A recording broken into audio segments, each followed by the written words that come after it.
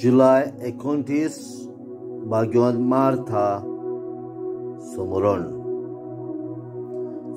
प्रमाणे जेजू क्रिस्ताचे शुभ वर्तमान अध्याय 11 ओळी 19 ते 27.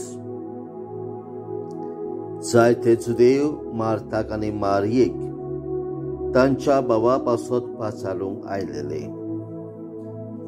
जेजू येता म्हूण आयकून मार्था ताका मेळूंक गेली, पूण मारिया घरांत बसून रावली.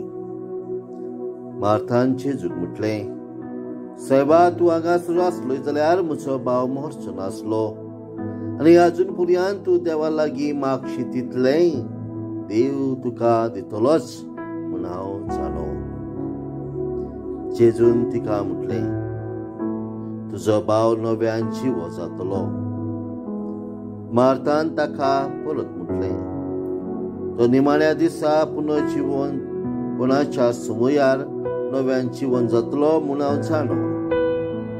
जेजून तिका परतिपाळ केलो, पुनर्जीवनपण आनी जिवीत हांवूच.